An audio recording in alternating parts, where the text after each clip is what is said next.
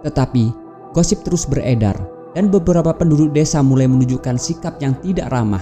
Bahkan ada yang mencoba mengancam dan berencana mencuri Safia, putri duyung yang menjadi keberuntungan bagi Azim.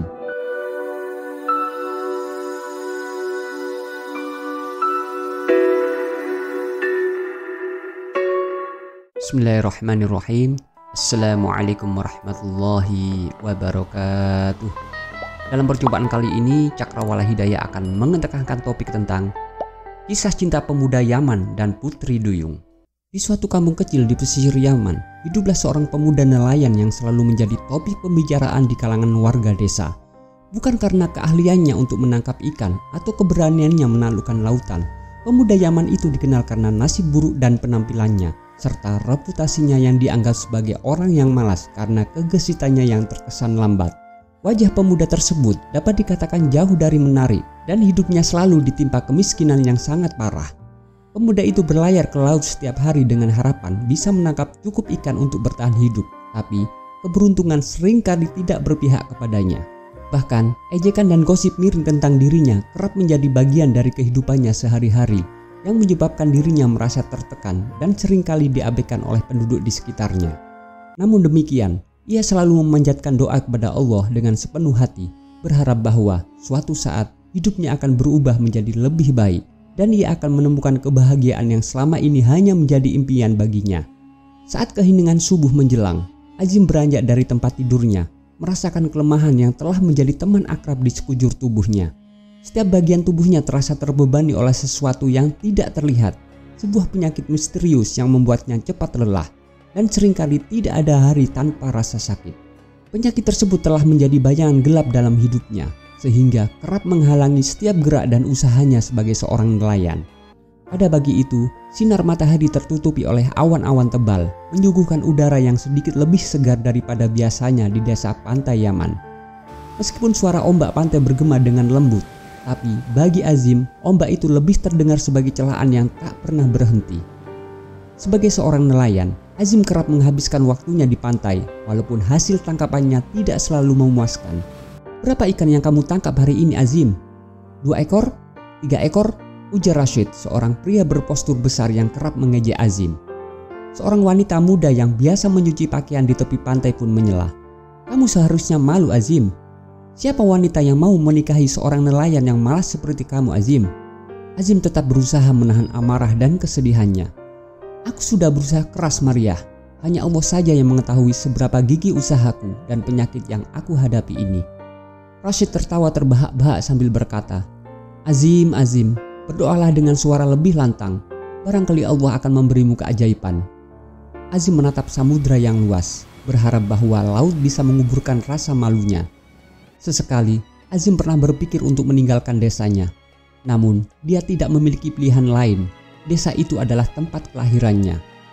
Malam itu, setelah pulang melaut dengan sedikit hasil, Azim duduk di bawah langit berbintang, berdoa dengan sungguh-sungguh. "Ya Allah, aku menyadari ketidaksempurnaan diriku, tapi Engkau Maha Pengasih dan Penyayang. Mohon berikan aku kesempatan untuk menunjukkan kepada semua orang bahwa aku bukanlah pemalas seperti yang mereka tuduhkan.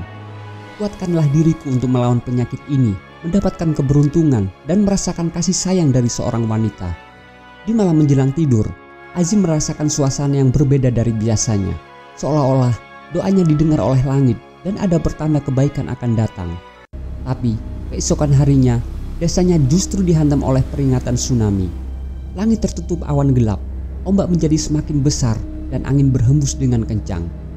Warga desa berlari ke segala penjuru untuk mencari tempat yang aman. "Azim, apakah ini keajaiban yang kau harapkan dari Allah?" teriak Rashid dari kejauhan. "Kaulah penyebab bencana ini bagi kita semua," lanjut Rashid dengan geram. Dengan ekspresi dan pandangan penuh ketakutan, Azim menatap laut yang mulai dihiasi oleh gelombang besar yang mendekat. Aku tidak tahu. Aku hanya berharap sebuah kebaikan," ujar Azim dengan tubuh gemetar. Temuan yang mengagumkan.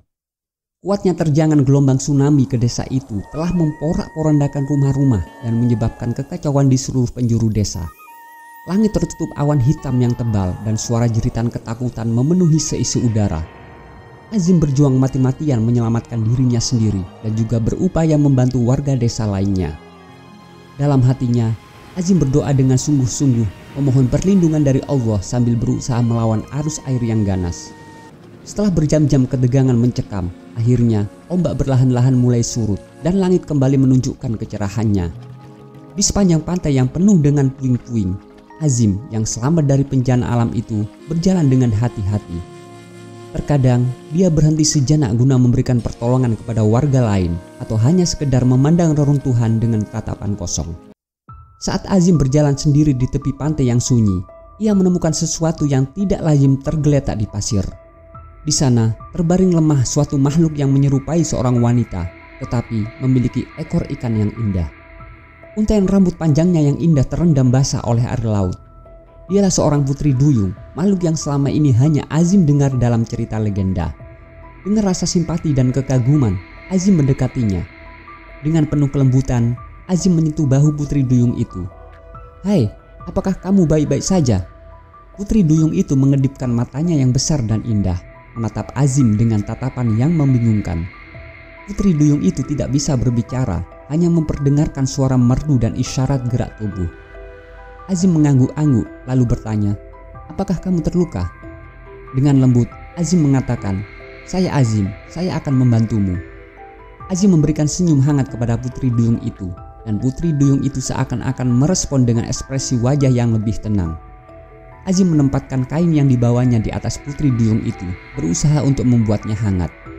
Putri duyung itu memperdengarkan suara yang menyerupai ucapan terima kasih, dan matanya bersinar-sinar menunjukkan rasa terima kasihnya kepada Azim.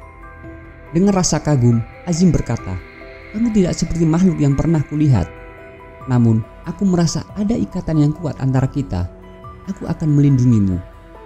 Dengan penuh kehati-hatian, Azim membawa putri duyung ke lokasi yang lebih aman, menjauhkannya dari ombak yang masih agak ganas di kejauhan. Azim merasakan kedamaian dan kehangatan di hatinya, seolah-olah semua kecemasan dan kesedihan yang selama ini dirasakannya telah terjawab. Inilah awal dari babak baru dalam kehidupan Azim, sebuah kisah yang dipenuhi dengan misteri, keajaiban, dan cinta. Pernikahan sakral. Setiap hari, Azim meluangkan waktunya untuk merawat putri duyung yang ia temukan. Azim menamai putri duyung itu dengan nama Safia, sebuah nama yang berarti suci dalam bahasa Arab. Walaupun tidak mampu berbicara, Safia selalu menunjukkan ekspresi pemahaman setiap kali Azim berbicara kepadanya. Azim dan Safia berinteraksi dalam keheningan, menggunakan bahasa yang lebih dari sekedar ucapan kata-kata. Kehadiran Safia telah membuat Azim menjadi lebih bersemangat dalam menangkap ikan, dan keluhan penyakit lelahnya seakan sirna begitu saja. Anehnya lagi, hasil tangkapannya selalu berlimpah.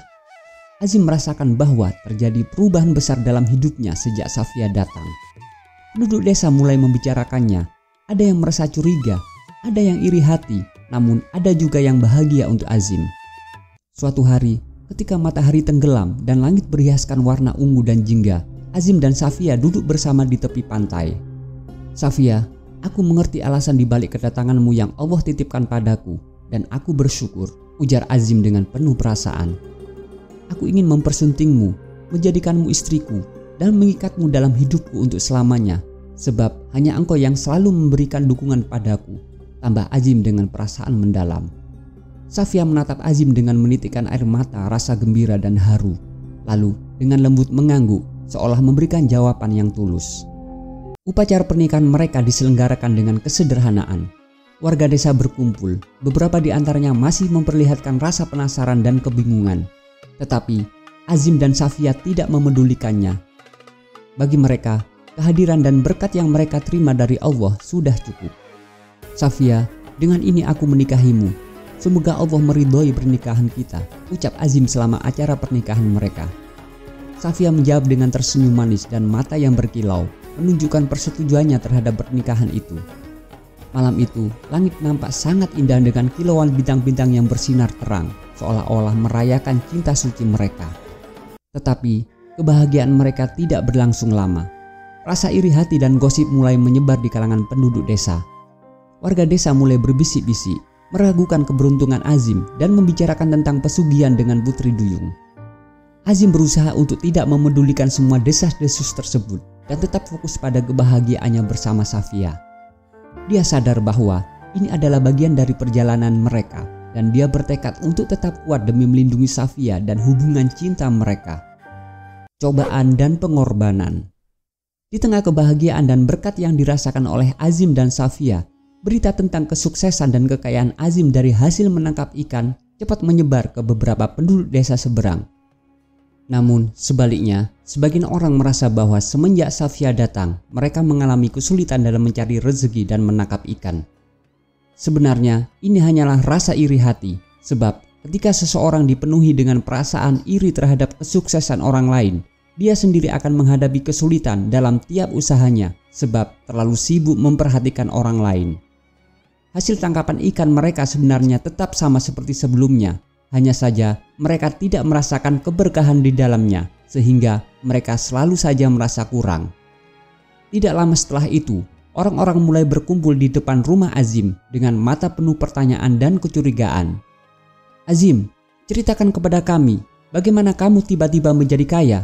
Apakah semua ini dikarenakan adanya pesugihan Putri Duyung?"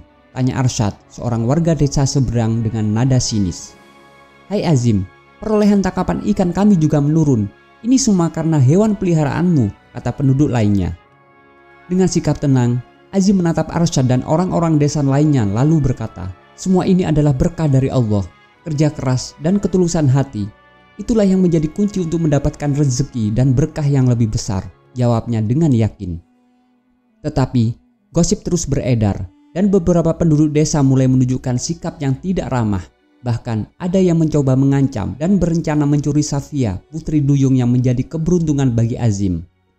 Ketika malam hari, saat bulan purnama bersinar terang, Azim merasa khawatir saat menyaksikan Safia yang merasa gelisah dengan berlinang air mata, seolah-olah merasakan ada sesuatu yang tidak beres. "Safia, apa yang terjadi? Apakah kamu merasa tidak enak badan?" tanya Azim dengan cemas.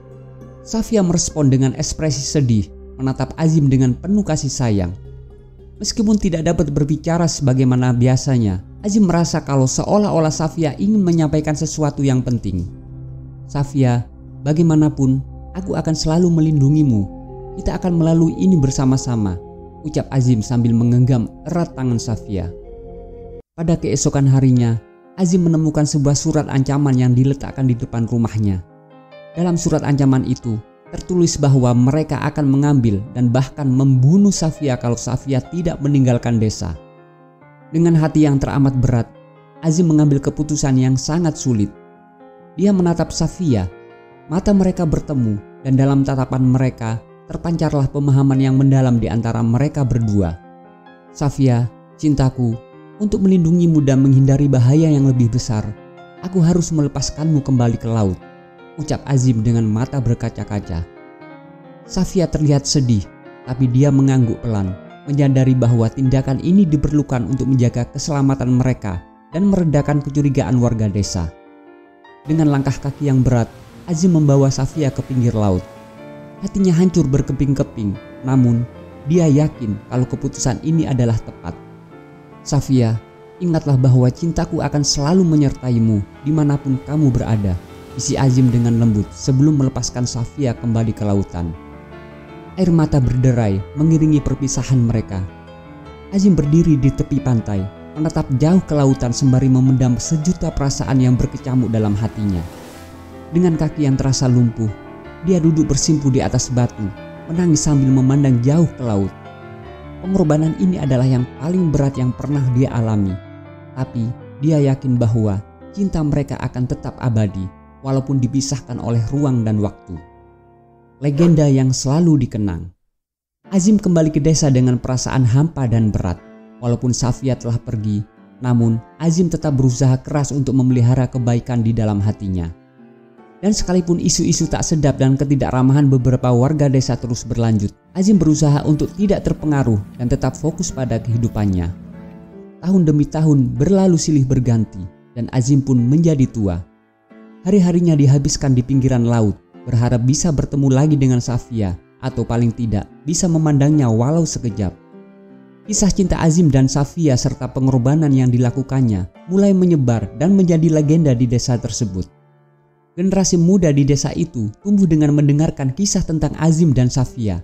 sebuah kisah cinta yang tragis tapi syarat akan keberanian dan pengorbanan. Walaupun Azim dan Safia tidak bersama dalam kehidupan ini, cinta dan pengorbanan mereka menjadi sumber inspirasi dan pelajaran bagi semua orang. Kisah mereka membuktikan bahwa ketulusan cinta dan pengorbanan mampu mengatasi segala rintangan. Kisah cinta dan pengorbanan Azim Safia telah menjadi sebuah legenda yang abadi dan selalu dikenang oleh orang-orang di desa tersebut. Wallahu a'lam bishawab.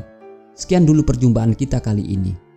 Wallahul muwaffiq ila aqwamit thoriq. Assalamualaikum warahmatullahi wabarakatuh.